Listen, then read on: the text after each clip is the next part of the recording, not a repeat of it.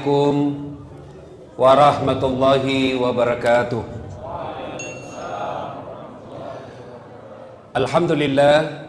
Alhamdulillahi rabbil alamin. Wa bihi nasta'inu ala umurid dunya waddin. Asyhadu an la ilaha illallah wa asyhadu anna Muhammadan abduhu wa rasuluh. Allahumma salli ala Sayyidina Muhammad wa ala alihi wa sahbihi ajma'in. Amma ba'd. Ma'asyiral muslimin muslimat, adik-adik sekalian yang insya Allah dimuliakan dan dirahmati oleh Allah Subhanahu wa taala. Ketika Allah Subhanahu wa taala menciptakan Nabi Adam alaihi salam, Allah lalu perintahkan kepada seluruh makhluk.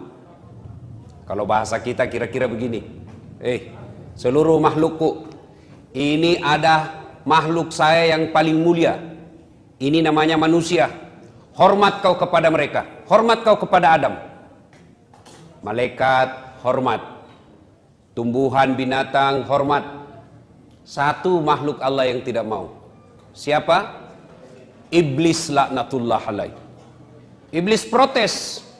Ya Allah, saya tidak mau. Kenapa? Adam, anak baru kemarin. Anak ke senior. Masa senior hormat sama junior? Gengsi dong. Adam diciptakan dari tanah, saya dari api. Unsur kejadian saya lebih mulia dari Adam. Dia aja nakke. Saya tidak mau.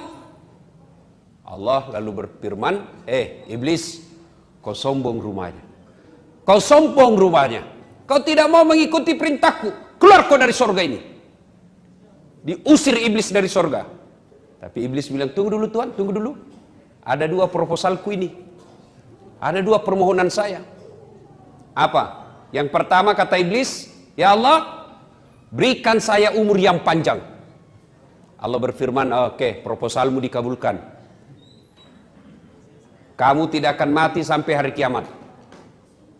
Yang kedua kata iblis, berikan saya skill, keterampilan, keahlian, kecerdasan untuk menggoda anak cucunya Adam. Gara-gara Adam saya diusir dari sorga, saya mau balas dendam. Saya mau cari itu anak cucunya Adam. Saya ajak dia untuk menjadi temanku, supaya dia menjadi sahabatku di akhirat kelak. Allah lalu berfirman, silakan, saya kasih kau segala kemampuan untuk menggoda anak cucunya Adam. Satu yang tidak boleh, jangan cabut nyawanya. Nah, sejak itu iblis dan bara tentaranya, iblis dan para pasukannya berusaha mencari teman sebanyak-banyaknya. Supaya ada temannya di akhirat nanti. Di mana tempatnya akhirat, adek? Iblis, di mana tempatnya? Sudah jelas neraka. Maka dia cari teman sebagai supporter, pendukungnya. Nah, tentu pertanyaan, siapa yang menjadi teman-teman setan? Inilah yang kita bahas pada taklim kita kali ini, teman-teman setan. Mudah-mudahan tidak ada di sini. Mohon maaf juga, 2 kali pertemuan kita tertunda gara-gara kesibukan saya. Ini juga hampir tidak jadi. Saya tadi malam dari Tenggarong sampai Balikpapan kurang lebih jam 2 dini hari, jam 4 ke bandara lagi Balikpapan, sampai di sini kurang lebih jam 9, langsung banyak acara. Tidak sempat pulang-pulang ke rumah, baru sampai lagi di sini. Surah saya sudah mulai lobet. Ya, mudah-mudahan Allah berikan kesehatan. Nah, adik-adik sekalian, teman setan yang pertama, ini informasi dari setan sendiri. Dia bocorkan kepada Nabi Muhammad, mau kak kasih tahu kau siapa di antara temanku, di antara umatmu yang menjadi teman saya? Nabi berkata, bagus ini rahasia ini. Siapa itu? Dulu ada 10 temanku di antara umatmu. Nabi bilang, Nabi, kamasian nentu kau dong. Siapa-siapa itu? Yang pertama kata iblis, temanku yang utama, al-mutakhawilu bis sholah, yang menganggap enteng sholat. Ya rona cule-culei sempajangi. Itu temannya setan. Mana yang dimaksud menganggap enteng sholat? Satu, sudah tahu hukum sholat wajib tapi belum sholat. Itu. Bagaimana hukumnya sholat? Wajib. Artinya apa? Dosa kok kalau tidak sembahyang kok. Kenapa balik belum pakai sembahyang? Masih suka ka botoro. Botoro Tommy, tidak Tommy sembahyang. 2-0 bos. Kalau sambayang botoro satu sama. Mana bagus satu sama 2-0? Mana bagus satu sama 2-0? Kalau saya 0-2, ndak botoro sambayang juga. Itu yang dimaksud menganggap enteng sholat. Sudah tahu hukumnya wajib, tapi masih mereka tidak sholat. Termasuklah karakternya. Mau tahu orang yang menganggap enteng sholat? Ciri-cirinya, tabiatnya. Hilang uangnya 500.000. 3 minggu nak pikir. Mana bisa hilang itu? Batin aku simpan baik-baik. Di mana bisa hilangin uangku? 500.000 3 minggu dah pikir. Sekalinya datang omnya, pamannya. Kenapa kau nak dari tadi kau mundar-mandir di situ kayak orang kehilangan apa? Hilang uangku om. Berapakah? Limbi. 500.000. Dia bilang, aku pikir ini ku ganti. Diganti 500.000. Begitu diganti 500.000 tambah pusing. Apa anda bilang? Seandainya anda hilang uangku 1 juta mi. Ini orang begini. Hilang duitnya 500.000. 3 minggu dia pikir. Dikasih tambah bingung. Itu kalau uangnya hilang. Sekalinya sholat subuhnya lepas. Tidak hilang. Tidak dia pikir. Seolah-olah tidak ada dosanya. Ini kan banyak yang begini toh. Tidak sholat. Seolah-olah dia tidak merasa dosa. Berapa banyak kita lihat bos. Tidak sholat. Tidak terbebani. Dia takut sekali curi sandalnya orang di masjid. Takut sekali pegang ceweknya. Takut sekali tidak puasa Ramadan. Tapi tidak sholat, dia main-main. Tidak ada rasa dosa sama sekali. Itu temannya setan. Orang yang menganggap enteng sholat. Termasuk diantaranya menganggap enteng sholat adalah mereka tiba waktu sholat masih ngetunda-tunda. Hayya 'alas shalah. Sebentar pi. Sebentar pi. Bisa jadi nabi bisiki setan. Tapi yang lebih parah itu kalau teman tak. Kalau setan tidak kelihatan bos, gampang usirnya. Bismillahirrahmanirrahim. Lari pak. Tapi setan teman gaul tak. Siko sama ini, talikannya ini, nyoba soalim. Setan susah diusir yang begini. Nah bilang orang di kampungku setan mak bulu-bulu. Susah diusir.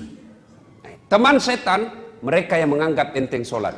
Ini adik-adik biasa apa alasannya orang tidak sholat? Bilang maki. Ada yang malas sholat sini bos. Apa alasan tak kutangkis ki? Yang ketawa serius kayak ini. Geaki apa? Bilang kok. Apa? Nah, biasanya perempuan haid 3 kali haid 1 bulan. Cuma siswaku biasa kuda. Kenapa tidak sembahyang? Datang bulan pak.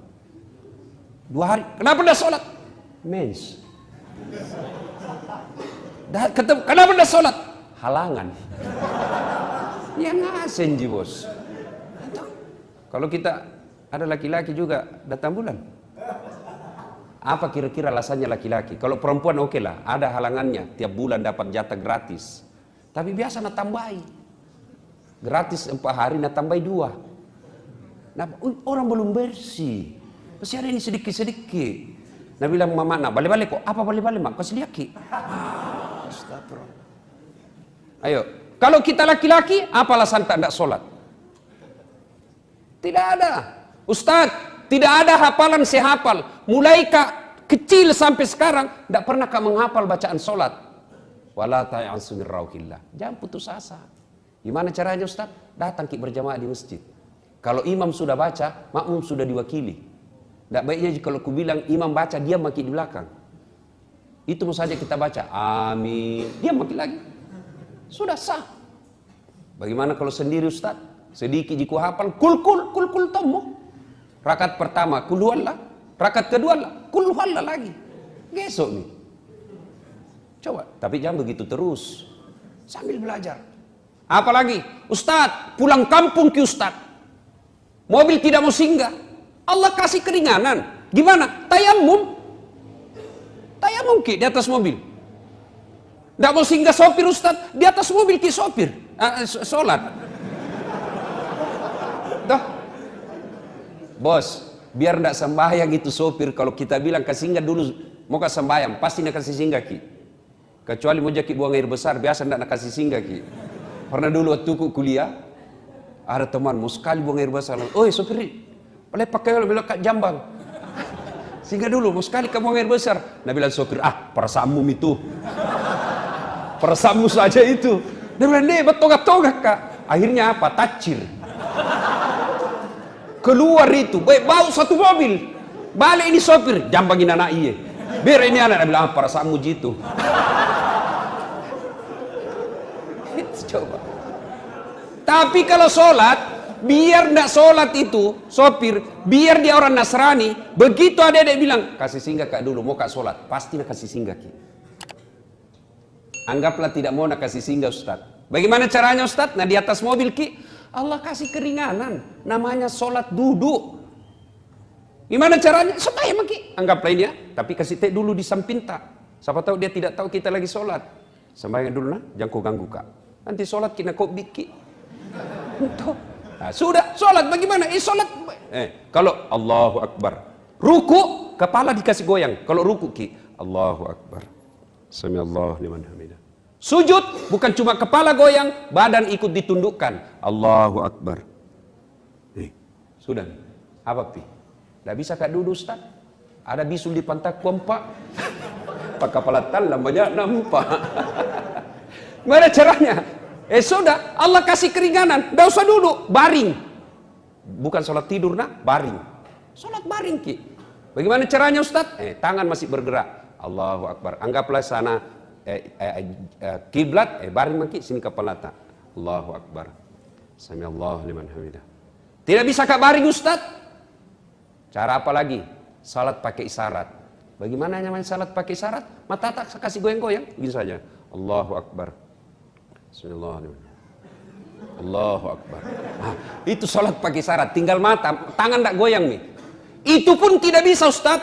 Allah kasih dispensasi lagi, apa? Sholat dalam hati. Bagaimana caranya Ustaz? Semua bacaan sholat dalam hati semua. Mata sudah tidak bergerak, tangan sudah tidak bergerak, bibir sudah tidak bisa bergerak. Gimana caranya? Pejamkan saja mata. Bayangkan lagi ruku, baca doa ruku. Bayangkan lagi sujud, baca doa sujud. Itu namanya sholat dalam hati. Masih juga tidak bisa sholat dalam hati. Gampang, bungkus, bawa dikubur. Mati itu bos. Apa pi? Tidak ada pak. Tidak ada alasan bagi kita tidak sholat. Nah, teman setan yang pertama, al-mutakhawil bis sholat, yang menganggap enteng sholat. Dek, kira-kira kalau 5 waktu ada di musola ini, pagi kita ke kampus, nuntut ilmu adalah jihad. Kemudian sore pun kita pergi main basket lah, main bola. Mau masuk maghrib ada maki lagi di masjid. Nunggu sampai isya. Selesai isya kita makan ala kadarnya. Lalu malam lagi kita belajar lagi. Sampai pagi begitu. Apa alasannya Tuhan kasih masuk ke neraka? Ayo. 5 waktu kita di masjid. Kita tidak durhakai orang tua tak. Kita nuntut ilmu adalah jihad. Kita datang pengajian seperti ini. Apa alasan Allah untuk menolak kita menjadi orang baik? Apa alasannya Allah membuat hidup kita jadi susah? Kalau baik sholat tak bos, insya Allah gampang itu punya dunia. Gampang. Saya bisa cerita begini karena saya alami. Saya paling sering itu kalau setiap saya cerita soal ini. Saya pernah itu rasakan di PIS 3 Unhas sini, Sospol, lantai 2. Saya ingat terus itu. Ruang 207. Saya keluar dari dari kelas belajar, nak tunjuki kak seniorku. Apa nak bilang? Dasat, ndak malu-malumu itu cakar semua bajumu. Saya tidak marah. Saya cuma berdoa kepada Allah, ya Allah, berikan saya umur panjang supaya saya bisa berbuat baik sama ini orang. Alhamdulillah, Ramadan kemarin, tahun ke-6 itu orang setiap Ramadan saya kasih zakat. Saya pernah rasakan menjadi cleaning service, mapanyuki. 4 toilet saya harus bersihkan setiap hari. Saya bilang jami gaji kak, kasih masuk namaku undian umroh gratis. Sampai tutup itu kantor ndak dapat. Alhamdulillah, biiznillah. Dengan izin Allah, Allah kasih saya rezeki punya travel sekarang. Saya bisa umroh kapan saja saya mau. Kecil kalau itu dunia. Apa susahnya Allah kasih kita dunia? Nabila orang bungi, nagatte ni puang ekomelo. Kecil buat Allah. Dulu jalan kaki pergi sekolah dari Jalan Harimau pergi Jalan Cakalang Semempat, jalan kaki. Kadang-kala coko-coko karena malu dila orang. Masuk di pasar Ciduk, jalan kaki. Alhamdulillah, biiznillah, ada Tommy mobilku beberapa. Alhamdulillah, dengan izin Allah. Dulu lihat pesawat di kampung, dikejar. Kapal lutu. Dikejar itu Pak, di kampung. Sampai kita masuk, tabrak sawah, masih dilihat itu. Saya lebih saja itu nanti naik pesawat. Bismillah. Hampir tiap hari sekarang saya naik pesawat. Dan hebatnya lagi, bukan saya yang bayar. Coba, dengan izin Allah. Kecil buat Allah. Gimana caranya? Bereskan sholatmu. Kecil itu jadi dokter. Kecil itu jadi pegawai negeri. Allah cuma minta, perbaiki sholatmu. Baik sholat, tidak ada alasan menolak. Tidak ada alasan Allah untuk menolak doa kita. Yang penting baiki sholat. Setiap azan kita tinggalkan pekerjaan, masa Allah sengsarakan hidup? Tak, Tuhan apa itu yang kasih susah orang yang baik sholatnya? Cuma masalahnya kita anggap enteng nih sholat. Sholat tapi main-main. Allahu Akbar. Malik yaumiddin. Allahu Akbar. 30.000. Beli pulsa 10.000. Mana ini 20? Allahu Akbar. Disadel kapan? Samiallahu liman hamidah. Tidak. Mana itu dia? Assalamualaikum. Oh, di bawah bantal. Jadi kalau ada susah hidup tak bos, jangan cari kambing hitam. Ayo koreksi sholat kita. Koreksi sholat. Adik-adik sekalian, kalau baik sholat, insya Allah, Allah perbaiki hidup kita. Allah sempurnakan hidup kita. Nah, ada yang bilang, kenapa Pak itu Ustaz ya? Rajin namamu sembahyang tidak banyak masalahnya. Pasti seandainya tidak sholat lebih banyak lagi masalahnya. Kenapa Pak sholat itu Ustaz? Banyaknya masalahnya. Yang kedua, dia tidak ikhlas. Hayya 'alas shalah. Asar misalnya. Barusan duhur. Tidak ikhlas kok bos.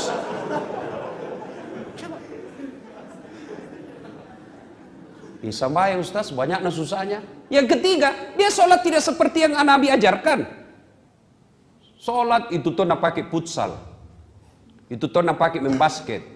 Itu tuh nak pakai masuk toilet. Nak pakai lagi sholat. Apa pernah kita dengar riwayat Nabi seperti itu? Coba beda. Setiap kita mau sholat, kita bersihkan badan kita. Cari pakaian yang rapi. Mau ketemu Allah ini bos. Nah kita saja mau ketemu sama cewek, tanah biasa kita pinjam parfumnya teman tak. Pinjam dulu parfummu, apa itu? Ada itu parfum dipinjam, sudah kau pakai habis nih, tidak bisa kasih kembali. Satu, teman setan adalah mereka yang menganggap enteng sholat. Kalau baik sholat tadi, tidak ada susahnya buat Allah. Coba. Saya kasih contoh. Bisa enggak orang hidup kalau dibakar? Dibakar api yang sangat besar. Bisa hidup? Bisa? Hukum biologi mengatakan tidak mungkin manusia hidup kalau dibakar. Tapi kalau Allah yang mau, Ibrahim alaihissalam dibakar dalam api yang sangat besar, menyala-nyala. Ibrahim keluar kedinginan. Kalau Allah mau. Bisa enggak manusia hidup dalam perut ikan? Adik-adik, kira-kira ada orang bisa hidup dalam perut ikan? Kalau saya, ikan masuk di perutku. Coba. Tapi kalau Allah mau, Yunus alaihi salam, ada ulama mengatakan 30 hari, ada ulama mengatakan 40 hari, tapi tidak jadi masalah berapa harinya. Yang penting dalam perut ikan beberapa hari. Keluar hidup. Kalau Allah mau. Pernah lihat got? Musim hujan sekarang. Lihat itu got-got kita. Kalau airnya mengalir ke kanan, kemana benda yang ada di atasnya? Hah? Ke kanan. Kalau air yang ada di atas situ mengalir ke kanan, maka benda yang ada di atas air tersebut mengalirnya ke kanan. Tapi kalau Allah yang berkehendak, sungainya Nil, air sungai Nil mengalir ke kanan. Petinya Nabi Musa mengalir ke kiri. Hebatnya lagi, waktu itu Fir'aun bikin perda. Anak laki-laki, bayi laki-laki yang kau dapat, bunuh hidup-hidup. Apa yang terjadi? Justru bayi Musa alaihissalam, bayi Musa masuk ke pekarangan istananya Fir'aun. Siapa yang dapat? Istrinya Fir'aun. Masya Allah. Kalau Allah yang mau. Bisa enggak perempuan hamil tidak pernah disentuh laki-laki? Bisa. Hukum biologi mengatakan tidak mungkin, Ustaz. Tapi kalau Allah yang mau. Siti Maryam, wanita suci, tidak pernah disentuh laki-laki, hamil melahirkan Isa alaihissalam. Cuma zaman sekarang banyak tomo saingan sama Siti Maryam. Hamil dah ada suaminya, beleng-beleng. Kalau Allah mau. Bagaimana supaya Allah mau? Perbaiki sholat. Adik-adik, perbaiki sholat. Ya. Tiba-tiba ditelepon orang tua tak, "Ma, membayar kak besok. Kau tahu Mina, bapakmu pensiun Mi. Gaji pensiunnya untuk makan kami saja di kampung tidak bisa." Mengadu maki kepada Allah. Jangki mengadu di Facebook. Sekarang anak muda tempat curhatnya Facebook, Twitter, talekang. Apa ada di Facebook? Berdoa Ustaz. Sibuk nih Tuhan mau baca statusmu. Di mana orang berdoa Ustaz? Di atas sajadah. Bangun maki sepertiga di akhir malam. Nangis di hadapan Allah. Ya Allah, kau larang saya meminta-minta. Kau larang saya mencuri. Kau larang saya mengemis. Kemana saya meminta ya Allah? Tidak mungkin aku merepotkan orang tuaku saat ini. Engkau yang maha kaya ya Allah. Mudahkan bagiku untuk mendapat rezeki. Masa Allah tidak kabulkan kalau kita curhat bos? Minta kepada Allah. Cuma caranya perbaiki sholat. Dan adik-adik sekalian, percaya ki bos. Tidak ada orang tidak ada masalahnya di dunia ini. Tidak ada orang. Semua orang pasti punya masalah. Alhamdulillah. Ketika ada masalah tak, Allah tidak meminta, Das'ad jadi wali kota kau dulu. Nah. Ada tim sukses kau dulu sini. Das'ad jadi gubernur kau dulu. Tidak. Allah cuma minta, cewek, cowok, ada masalahmu, ista'inu bisabri wassalah. Sabar kok, perbaiki sholatmu, saya yang selesaikan masalahmu. Itu janji Allah. Allah cuma minta, sabar kok, perbaiki sholatmu, saya yang selesaikan masalahmu. Jadi ketika ada masalah dalam kuliah ini, sabar saja, tingkatkan kesabaran, sempurnakan sholat, Allah yang selesaikan itu. Apa itu sabar Ustaz? Apakah duduk-duduk di kandat atau kepala? Sabar kak bos. Oh bukan sabar itu, beleng-beleng. Tuh ya, satu teman setan, al-mutakhawilu bis shalah, yang menganggap enteng sholat. Yang kedua, temannya setan. Ini setan sendiri yang rahasia, bocorkan rahasianya. Siapa yang menjadi teman setan yang kedua? Yaitu qillatul haya, tomakuras siri'e. Kurang rasa malu. Oh ini banyak. Sholat baik, tapi kurang rasa malu. Mana kurang rasa malu? Prakteknya kalau perempuan mulai dari cara pakaiannya. Sekarang banyak perempuan pakai jilbab tapi tidak memenuhi syariat. Sempit. Biasa saya bingung nggak? Celana dulu waktu ku kecil, biar itu bola bisa masuk di dalam celana. Nah bilang orang celana papi. Kipas besar. Sekarang sempitnya lagi. Sampai ku bilang ada mahasiswaku, bagaimana cara kasih masuk itu? Susah nih kasih masuk. Dia bilang, enggak gaul na Ustaz. Apa? Dia bilang, dikasih kantong plastik Ustaz. Oh begitu. Jadi besok-besok mau kau buang air besar, enggak dapat kau kantong plastik. Hujulikin alemu dong. Coba. Adik-adik, saya pernah bicara sama ahli Papa itu penyakit kandungan sama ahli kelamin, ya. Ternyata anak-anak gadis keluhannya di dokter sekarang apa? Keputihan. Dan apa penyebab keputihan? Celana sempit. Dan kalau keputihan bedek tidak ditindaklanjuti dan tidak cepat diobati, maka bisa berujung pada kanker mulut rahim. Kalau sudah kanker mulut rahim, nah tahu laki-laki tidak ada yang mau nikahi kita. Nah itu penyebabnya. Kalau kita jilbab, malu dong pakaian sempit. Ini yang rasa malu sudah mulai hilang, Pak. Hilang. Dulu itu perempuan zaman saya SMA, kalau jatuh ballpoinnya, jatuh ballpoin. Tuh, nah pegang dulu di sini. Kan dulu dilarang orang pakai jilbab waktu masih SMA, Kak. Tuh, dia pegang dulu sini kancing bajunya, baru dia pegang juga roknya di belakang. Baru tunduk nih. Begitu itu perempuan dulu, dia jaga harga dirinya. Sekarang nah sengaja memang tong itu jalan begini. Nah sengaja kasih sempit, kita napan raki. Biasa kalau mahasiswaku saya yang cewek-cewek, mahasiswiku saya bilang, Dek, yang seksi di luar. Kenapa Ustaz? Kau ganggu konsentrasiku, bilang. Kau enak, saya dapat dosa. Dan kita itu laki-laki toh, tergantung perempuannya kan. Mari kerjasama. Kami laki-laki jaga mata, tolong Anda cewek jaga akhlak. Biar setengah mati dijaga mata, kalau Anda berkeliaran kayak setan, nggak bisa dikendalikan, bos. Masa kita jalan tunduk terus? Tabrak tiang listrik. Kerjasama, kami jaga mata, tolong Anda akhwat jaga akhlak. Coba itu laki-laki, kalau dia kumpul-kumpul di pinggir jalan, apakah namanya tempat biasa main gitar anak deker, apakah? Hah? Coba kalau ada anak-anak di pinggir jalan, lewat cewek, kalau diganggui pakai jilbab, apa nak bilang? Assalamualaikum. Bau sorga. Paling itu diganggui kalau pakai jilbab. Tapi coba itu kalau yang seksi, yang di atas turun ke bawah, yang di bawah naik ke atas, ketemu di tengah tipis sempit, lewat, apa nak bilang cowok? Cewek jungkir balik dong. Itu laki-laki. Nah itu ciri-ciri orang yang kurang rasa malu dari pakaian.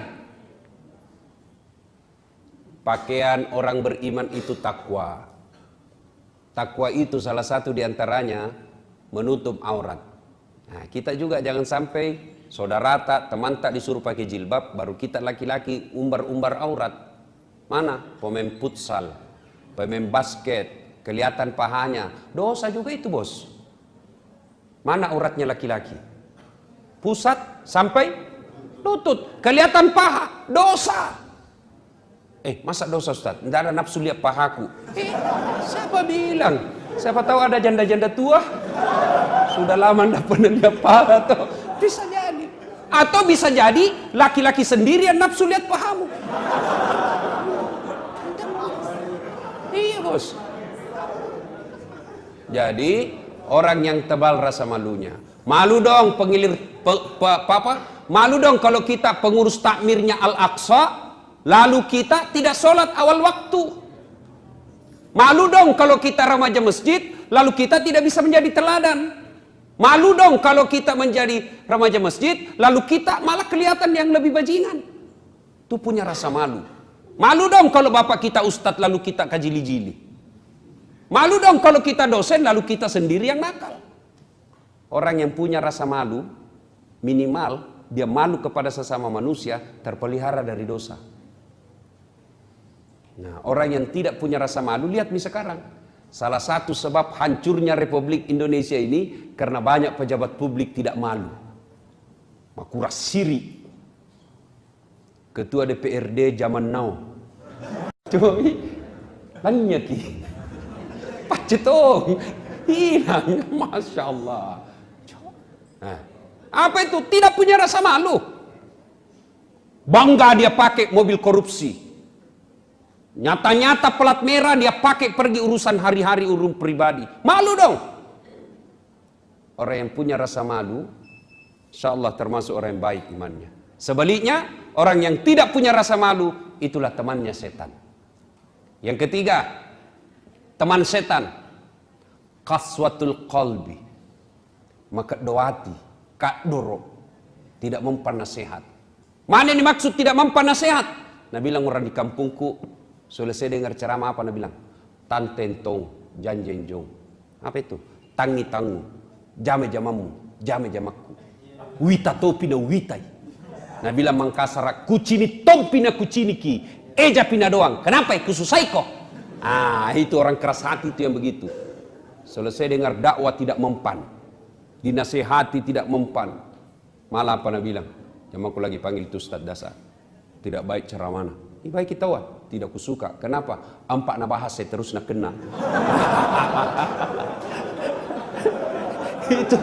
Itu teman setan, tidak mempan, qaswatul qalb, keras hati. Nah, orang keras hati ini biasanya sepupu satu kali sama sombong.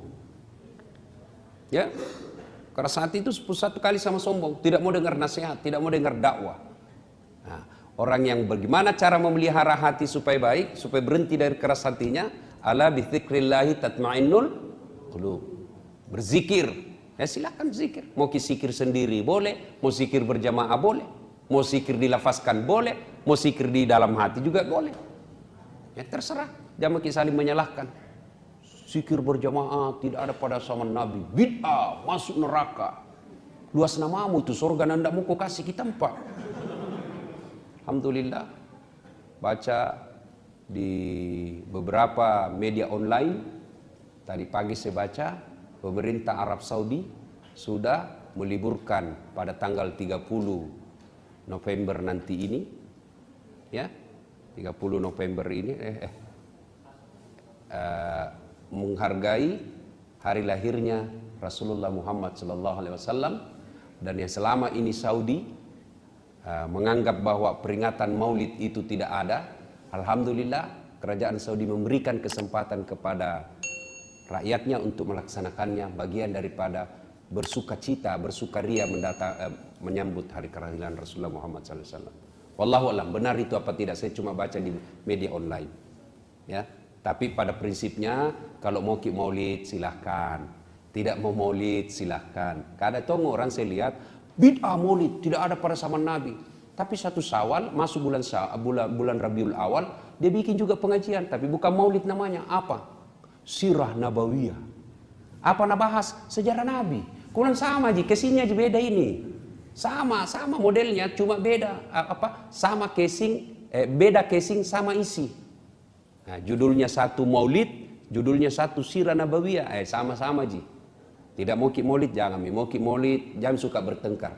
Lebih banyak pekerjaan kita yang lebih penting menyatukan umat, memenangkan pilkada bagi orang-orang yang baik agamanya. Jauh lebih penting daripada kita membahas yang seperti itu. Nah, adik-adik sekalian, ini yang ketiga. Ulangi bedek, kan lupa misalnya itu. Apa satu? Menganggap enteng solat. Yang kedua, kurang rasa malu. Yang ketiga, qaswatul qalbi, keras hati. Ini penting. Kalau orang keras hati itu dek, biar siapa nasihati. Dan siapa yang bisa mengobati hati kita? Kita sendiri. Dan ini hati penting, penting sekali. Sehingga mungkin adik-adik sering dengar, dalam dirimu terdapat segumpal darah. Apabila segumpal darah itu sehat, maka sehatlah seluruh anggota tubuhmu. Tapi apabila segumpal darah itu sakit, maka sakitlah seluruh anggota tubuhmu. Apa gerangan segumpal darah itu? Qalb, hati. Ini hati. Artinya apa? Kalau hatinya sehat, insya Allah tutur katanya baik, perlakuannya baik. Tapi kalau hatinya sakit, tutur katanya merugikan orang, perbuatannya tidak enak. Itulah. Itu pentingnya itu hati. Saya kasih contoh. Pergi ke Bone, naik mobil, yang nyetir tangan, yang menatap sepanjang perjalanan mata, gas rem kaki. Yang berpikir sepanjang jalan, otak. Tapi begitu ada tikungan, apa tertulis? Hati-hati. Tidak ada tertulis otak, otak. Padahal otak itu yang berpikir sepanjang jalan. Tapi begitu ada tikungan, hati. Tidak ada bilang otak. Coba itu pentingnya hati. Coba. Di bandara, yang tulis pengumuman tangan. Yang mencerna pengumuman otak. Tapi begitu ada pengumuman, apa nak bilang announcer? Perhatian. Tidak bilang perotakan. Nah, makanya ini penting sekali pelihara hati. Qaswatul qalbi adalah temannya setan. Maka pelihara. Nah, yang berikutnya, teman setan. Yang keempat, ghaniyun mutakabbir. Orang kaya yang sombong. Kaya apa saja. Kaya harta, namanya hartawan. Pelit, temannya setan. Kaya ilmuwan, pelit, temannya setan. Mana itu ilmuwan pelit? Tidak mau kasih ilmu. Tidak mau bagi-bagi ilmunya. Itu temannya setan. Kalau kaya hartawan pelit, temannya setan. Tadi adik-adik, saya tadi terharu juga. Ini kan kita rata-rata anak mahasiswa di sini. Ada tawa celengannya. Alhamdulillah. Mana mau kuliah tidak pernah singgah. Tapi artinya ada mitawa. Sudah ada. Dek, yang ketawa serius kayak gitu. Bagaimana mau ki kaya nah selalu ki minta-minta. Salah satu kalau mau jadi orang kaya jangan selalu minta-minta, bos. Tidak ada itu orang kaya minta-minta, hanya orang miskin. Maka kalau mau ki kaya berhenti ki minta kepada manusia, yang boleh hanya minta kepada Allah. Allah tidak senang itu tangan selalu begini. Yang Allah senang begini. Mana mau 100 rupiah lewat Nabi dan teman saya, sekek nu 100 rupiah, biar nih bos, itu jika kemampuanku daripada kau. Nah, sudah. Tidak penting banyaknya, yang penting ikhlas. Daripada sedikit tidak ikhlas. Lebih banyak ikhlas. Tapi mau lihat pelitnya orang. Oh, ini selalu saya alami. Wih, kalau artis diundang, baik kasih pesawat eksekutif kelas, hotel bintang 5. Dari bandara dijemput, ada polisi, ada tentara, dikalungkan bunga. Datang, itu artis datang dibawa alamat palsu. Goyang pantatnya. Kelihatan pahanya. Nggak tahu nak kasih pegang ki, apakah Cina-Cina aja ki. Artis. Pulang, paling murah dikasih 75 juta. 75 juta. Pulang, sampai di Jakarta, dia pakai beli narkoba. Pakai dugem. Batena dihormati itu artis. Sekali na ulama diundang, penghafal Quran diundang, kasihan. Gojek na kiri. Ikut jempu itu Pak Imam. La ilaha illallah. Satu mantel lagi diduai. Musim hujan. Terpaksa tunduk begitu terus di belakang. Sampai bedek sedikit lagi Ustaz. Tiba-tiba di jalan mogok. Langsung dia bilang, tapi Ustaz turun ki dulu dorongnya. 1 jam busa-busa kalepak barasanji. Sallallahu ala Muhammad sallallahu alaihi. Didoakan supaya selamat dunia akhirat. Didoakan supaya murah rezekinya, supaya rumahnya berkah. Begitu mau pulang, berapa nak kasih? 25.000. Nah bilang suaminya, deh 1 jam kau nak doakan, bah hujan-hujan lagi datang kau 25 mau kasih. Nah bilang istri, tambahin jalan kotek 5 di situ. Bagaimana anak-anak tahu mau sekolah agama? Bagaimana anak-anak mau sekolah agama? Begini penghormatan kita sama orang yang paham agama. Sama artis yang hanya datang bawa dosa, kita kasih puluhan juta. Akhirnya orang tua bilang apa? Jangan kau kasih sekolah agama. Lihat itu pui mau kasih 2 jam 20.000 jina dapat. Itu tahu anak gaul 1 jam di lompat-lompat di panggung nyanyi. pulang bawa motor. Oke, lagi lihat pelitnya kita. Coba itu ibu-ibu kalau beli sayur, batena tuh si tawar, baku tawar. Sekalinya pergi di mall, tawar ki. Ada yang sering ke mall ini yang cewek. Kalau belanja ki, tawar nih.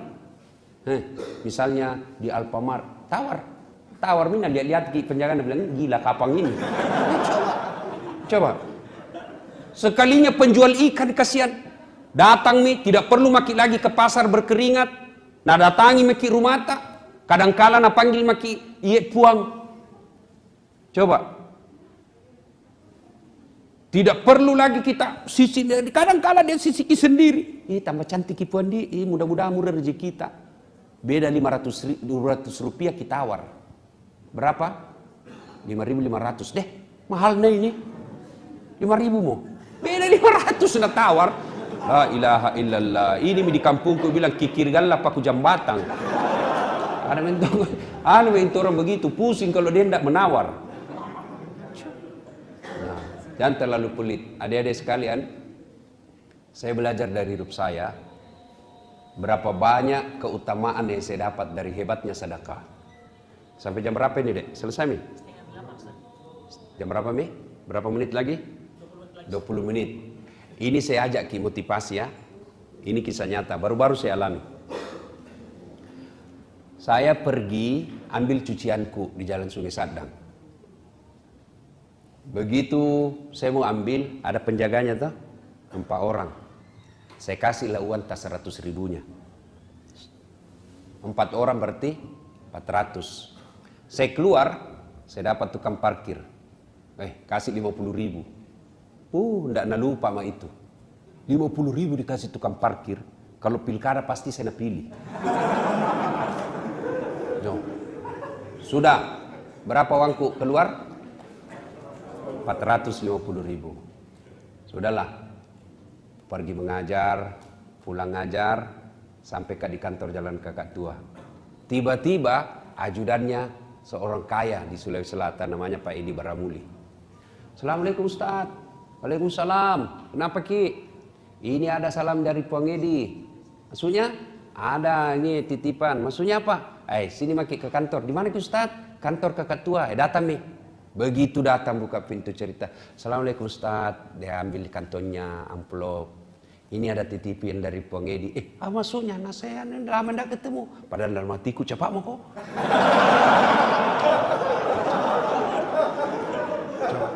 Sudahlah. Basa-basa basi tolak-tolak.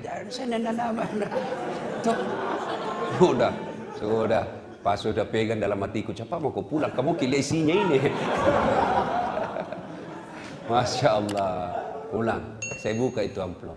Berapa uangku keluar dek pagi-pagi? 450. Pas saya buka berapa ya Allah ganti? Pagi sore Allah ganti. Berapa? 10 juta. Belajar kisah sedekah. Allah tidak lihat besarnya. Pernah lagi apa? Ada pagi-pagi datang ke rumah. Pinjam uang. Saya bilang, biar saya kasih pinjam, tidak kasih kembali. Sudahlah, kasih saja uang 150 ribu. Kan tidak enak kasih kecewa. Sudah kasih, tiba-tiba ada lagi ibu-ibu datang. Ada ibu-ibu datang, Assalamualaikum. Saya bilang, sama istriku. Karena perempuan kita hadapi. Pinjam juga uang rupanya. Saya bilang, jangan kasih pinjam, tidak bisa nak bayar kodok. Kasih saja uang 200. Pulang. Berapa uangku keluar pagi-pagi? 350 ribu. Sore menelpon yang punya pesantren yang di Pangkep, Haji Masrur. Assalamualaikum. Waalaikumsalam. Ada Ustadz Samsi Ali di sini Ustadz, di Wong Solo. Sini ki kumpul-kumpul. Gila saya telepon istriku. Minta maaf sayang. Aku tahu. Sunnah itu panggil sayang sama istri. Pahala. Kita waktunya dipacari sayang-sayang. Sekalinya jadi istri, gelek-gelekku. Insyaallah. Sudah saya bilang minta maaf saya. Saya janji makan malam tidak jadi. Tiba-tiba ada panggilan ke Wong Solo. Ketemu Ustadz Samsi Ali. Sudah ceramah. Selesai ceramah, Ustadz Samsi Ali dikasih honor. Maksudnya tidak usah. Sudah ada. Tiba-tiba itu keluar tadi tikungan ke saya itu amplop. Kenapa saya bukan ceramah. Dalam hatiku cepat kok. Masya Allah. Begitu dipaksa saya dengan ikhlas. Saya bilang, alhamdulillah rezeki. Saya naik mobil, saya buka. Berapa keluar pagi? 350. Berapa gantinya? 15 juta. Coba. Adik-adik, kalau ada mau jadi pengusaha muda, belajar sedekah. Tidak ada orang bangkrut gara-gara sedekah. Percaya itu. Percaya Ki. Ada lagi pengalamanku ini. Selesai Ramadan. Kumpul-kumpul honor. Hitung. Saya bilang sama istriku, kita bangun masjid di kampung. Siap. Bangun. Baru niat itu, suruh gambar, panggil arsitek, gambarkan seperti ini. Sudah, jadi gambar. Apa yang terjadi? Baru niat gambar, tiba-tiba alhamdulillah saya dapat bantuan orang yang namanya tidak sangka-sangka, langsung dapat 400 juta. Coba, keajaiban sedekah. Tidak jangkit tunggu kaya. Jangkit bilang banyak Pak, tua Pak kun aku sedekah. Iya kalau tua Ki, kalau mati mendadak Ki. Apa? Coba, bersedekah. Kalau kita tidak punya sedekah dengan harta, sedekahlah dengan ilmu. Gimana caranya? Update itu apa namanya itu? Share itu ceramah taklim malam ini. Share itu pahala, amal jariah. Adik-adik ingat tak kisah Quran? Ketika kita meninggal dan digosok itu mata, lalu kita berkata, hari apa ini? Malaikat berkata, mati mako. Ini kau sudah mati. Lalu apa kita bilang? Ya Allah, kasih kembali saya. Palisu kalinoe puang. Kasih kembali saya ke dunia, meskipun sesaat saja. Kembalikan saya ke dunia, meskipun sesaat. Untuk apa? Sholat? Bukan. Untuk puasa? Bukan. Untuk haji? Bukan. Untuk apa? Saya hanya ingin berkata kata jenazah, saya sedekahkan harta yang aku miliki. Coba. Kenapa? Sholat dinikmati pada saat kita sholat. Puasa dinikmati pada saat kita puasa. Haji kita nikmati pada saat haji. Sementara sedekah, meskipun kita sudah wafat, sedekah itu tetap mengalir. Itulah amal jariah. Kan? Mulai makin ada teman tak, kita lihat kasihan, biar makan susah, bantu. Ada Indomie ini bos. Ada kirimannya dari bapakku 10 bungkus. Ambil muka 2. Jantungku banyak-banyak, kasih 2 bungkus. Coba gitu. Dendek. Dan itu kalau orang susah kita bantu, tidak lupa sampai kiamat. Saya dulu kan ikut-ikut mengetik komputer. Dulu belum ada itu namanya laptop. Apakah Windows kah apa namanya itu zaman dulu. Yang masih besar itu anunya. Apakah namanya itu? Flash disk apa? Karena sekarang itu flash disk kan kecil-kecil. Itu disket namanya dulu. Karena kita ini numpang mengetik ada senior saya orang Jakarta. Ya, numpang mengetik skripsi. Kapan mengetik saya? Selesai pindah pakai. Jadi tidur mak dulu. Saya selesai tidur dulu lah. Kau kerja dulu. Jam 1 selesai baru mana kasih bangun. Kau lagi giliran. Baru mengetik. Dan apa yang terjadi? Sampai detik ini tidak bisa saya lupa itu temanku.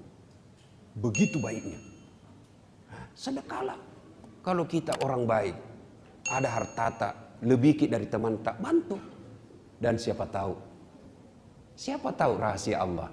Hari ini kita baik. Hari ini kita baik. Hari ini itu hanya duit tak. Besok lusa ketika 20 tahun yang akan datang, justru kita yang sengsara, dia yang jadi hidupnya. Saudara-saudara sekalian, bakil, pelit adalah temannya setan. Orang kaya, kata anak Allah, ada 3 orang yang paling aku benci. Ada 3 yang dibenci, ada yang paling dibenci.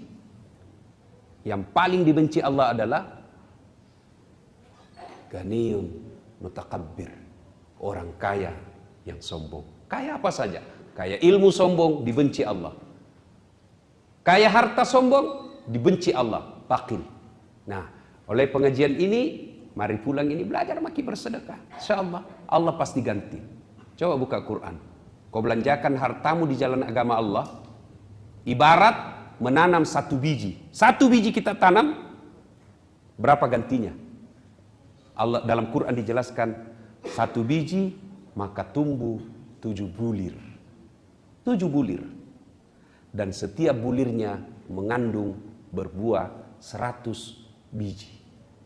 Artinya, 1 kita belanjakan jalan agama Allah, Allah ganti 700 kali lipat. Ya, coba makin. Mulai besok amalkan itu, bos. Coba beda. Jangan pernah memulai hari tanpa sedekah. Tidak mesti banyak. Tiap hari ada. Wah, 5 rupiah, 500 perak. Mulai dari kecil-kecil. Apalagi kalau kita biasakan. Ada kebiasaan almarhum bapak saya. Selalu tukar uang koin. Tiap hari dia bawa ke masjid. Untuk apa? Celengan. Ya. Karena zaman itu 100 rupiah. 100 rupiah zaman itu, oh sudah banyak sekali. Nah itu dia bawa. Saya masuk tiap hari. Dan Allah menilai bukan besarnya, tapi rutinitasnya. Yang bahasa agamanya istiqamah. Coba mulai besok. Masuk lagi sedekah. Tidak bisa sedekah duit. Tidak sedekah dengan ilmu. Maka sedekahlah dengan cara apa? Jangan mengganggu orang. Itu sedekah. Kita tidak bisa kasih tetangga kamarta Indomie. Tidak bisa kita kasih tetangga kamarta kopi. Maka cara apa? Jangan Tommy kita ganggu. Yang mentang-mentang kita punya tap besar, kasih bunyi tap besar-besar. Kan biasa ada orang yang egois. Ih, ngapain? Radio-radioku, tap-tapku, saya bayar listrik, khusus kok. Nah bilang tetangga tak, telinga-telingaku, pintu-pintuku. Kenapa itu suara radiomu masuk di telingaku? Itu kan bisa kayak begitu. Nah, saudara-saudara sekalian, masih ada lagi teman-teman setan, tapi waktu yang sangat terbatas. InsyaAllah kita akan lanjutkan pada pertemuan yang akan datang. Akhirnya kita tutup pengajian kita ini dengan selalu mengingat Allah. Al-Quran menjelaskan. Bismillahirrahmanirrahim. Ya ayyuhalladzina amanu dukhulu fisilmi kaffatan. Wala tattabi'u khutuwatis syaitan. Innahu lakum adu mubin. Wahai orang-orang yang beriman, masuklah engkau ke dalam Islam secara sempurna. Dan janganlah engkau ikuti langkah-langkah setan, karena sesungguhnya setan itu musuh yang nyata bagi kalian. Setan itu musuh yang nyata bagi kalian. Nah sekarang bagaimana caranya melawan setan? Salah satu di antaranya cara melawan setan adalah memperbanyak istighfar. Setiap kita mulai tergores, tergosok, terajak oleh bisikan-bisikan setan, maka lawanlah dengan astaghfirullahaladzim wa atubu ilaihi. La ilaha illa anta subhanaka inni kuntu minadz zalim. Coba kita lazimkan. Insyaallah ada manfaat. Terakhir sekali adik-adik sekalian, mudah-mudahan pengajian yang akan datang kita panggil teman tak. Ajak-ajak teman kita, ya.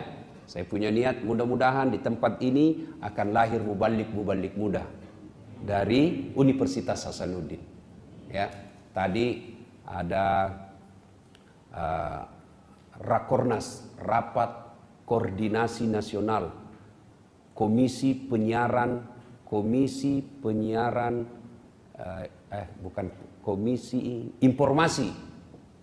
Informasi Publik KIP seluruh Indonesia kumpul. Saya diminta baca doa dan ada satu komisioner berkata, alhamdulillah saya senang di Sulawesi Selatan banyak dai-dai muda.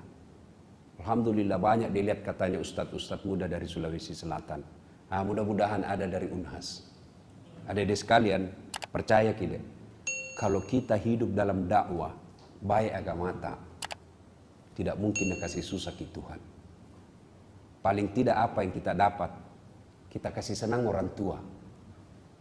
Bayangkan kalau tadinya dari SMA, susah kali kita ajak sholat, bicara tak kasar, susah disuruh. Tiba-tiba baru 3 semester di sini, pulang ke kampungnya, dilihat mamanya, alhamdulillah anakku bangun sholat tahajud. Langsung itu baku bisik bapak tak, mbok nak, dek murogi. Langsung dia bilang bapak tak, alhamdulillah, ndak rugi kak nak kasih sekolah anakku. Langsung merasa. Tapi kalau begitu pulang ki, tadinya bagus agama, pulang malah kajili-jili. Wah, bagaimana orang tua tak mau bahagia kasihan. Dikasih nama raja dari kampung, Muhammad Nuh, langsung dipanggil sama temannya Noah. Bingung orang tua kita. Itulah termasuk model-model anak durhaka. Inilah saja tausiah kita, mudah-mudahan ada manfaat.